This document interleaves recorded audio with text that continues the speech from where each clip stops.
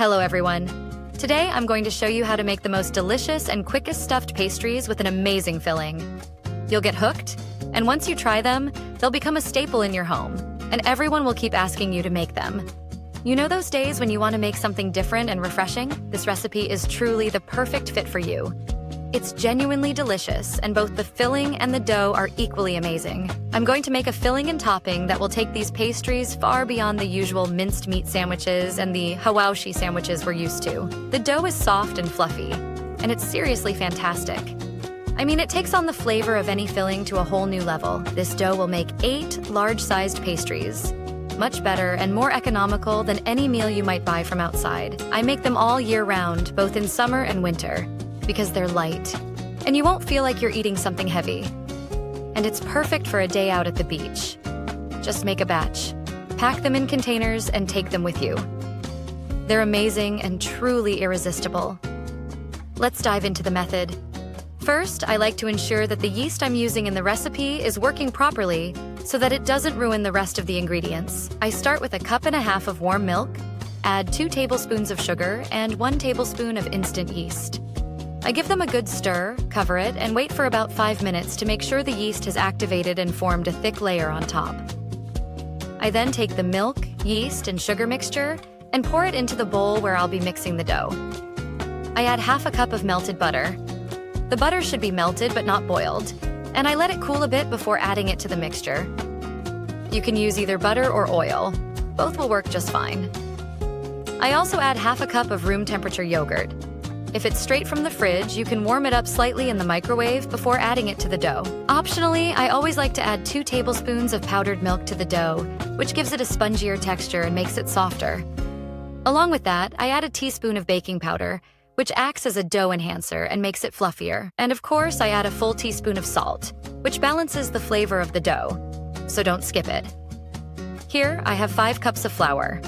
I use flour specifically for pastries or pizza, but if it's not available, you can use all-purpose flour. I add the flour in 2 stages.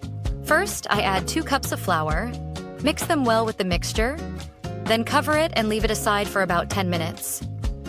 During these minutes, the dough will rise and you'll get the consistency you see here. Next, I add the remaining 3 cups of flour all at once, and then I either knead the mixture by hand or use a mixer. If you're using a mixer, start at the lowest speed, which is speed 2, and let it knead for no less than 10 minutes. The more you knead the dough on a low speed, the cleaner the sides of the bowl will become, and the dough will gather in the center. The more you work the dough, the better the final result will be. After 10 minutes, this is the consistency of the dough.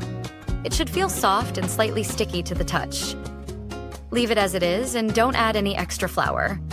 All I do is lightly oil my hands, and then I start gathering the dough. You'll notice that it easily comes together in your hands and doesn't stick at all. I take a bowl, lightly grease it with oil, place the dough in it, and leave it to rise in a warm place for about 30 minutes to an hour. If the weather is hot, it'll take about 30 to 45 minutes. If it's cold, it might take from an hour to an hour and a half, depending on whether you're making it in the summer or winter. It took exactly 45 minutes to rise for me. While the dough was rising, I started working on the filling so that it could cool down completely before I put it in the dough. This dough is amazing, so you can make it with any filling. Meat, chicken, cheese mix.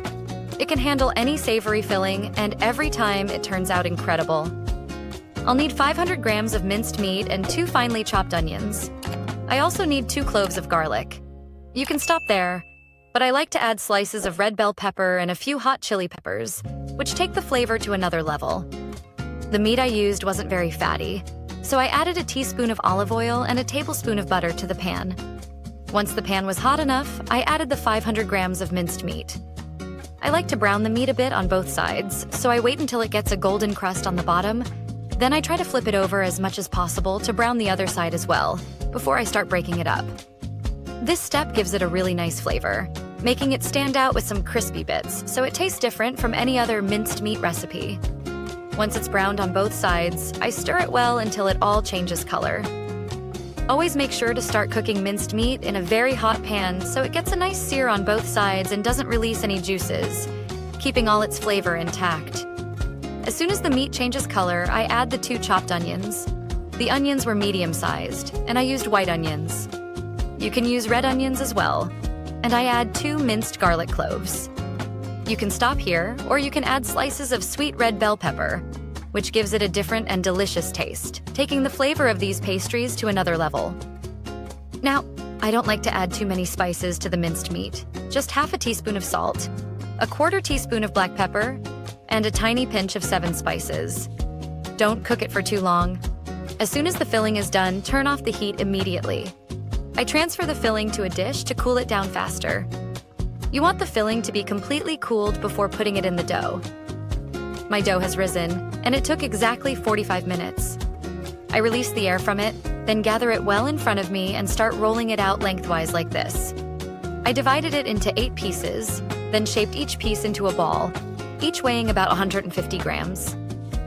I shaped each piece into a ball, placed them on a tray, covered them, and set them aside. I start working with the first ball I shaped, as this will be the one that has rested the most and will be the easiest to roll out. When I roll it out, it will roll out very easily. I take the first piece of dough and gently roll it out lengthwise with my hands, then use a rolling pin to roll it out like this. Try not to roll it out too thin at this stage because we'll be rolling it out a bit more later. I take a few spoonfuls of the minced meat filling and spread it in the center of the dough, keeping it away from the edges. Then I start closing the dough from one end to the other, sealing it tightly to make sure it doesn't open up. I go over the sealed edge once more to ensure it's well closed. Then I take the rolling pin one last time and gently roll over the dough to stretch it as much as possible to get this long, large-sized pastry. If any part of the dough opens up, just seal it back with your fingers. The most important thing is not to roll it out too thin to avoid tearing or opening up in places you can't fix. Once I finish shaping one, I place it on a baking tray lined with parchment paper. If you don't have parchment paper, you can use a non-stick tray and grease it lightly with oil, ghee, or butter. Or you can sprinkle some semolina, for example.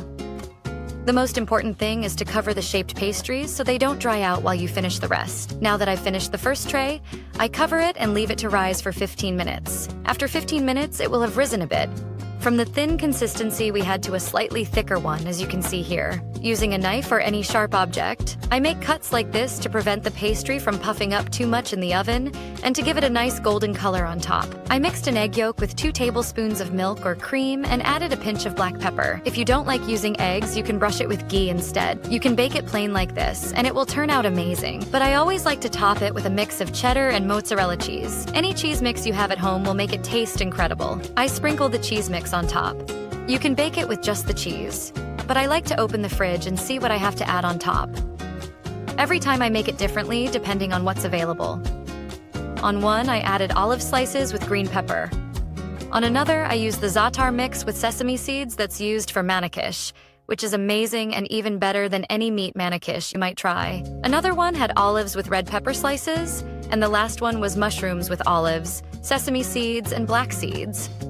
It's incredible. You can also sprinkle some parsley or cilantro on top.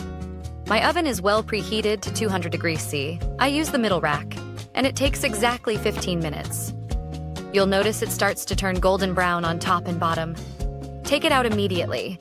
The aroma will fill the house, so take it out right away and slice it up. Look at the texture.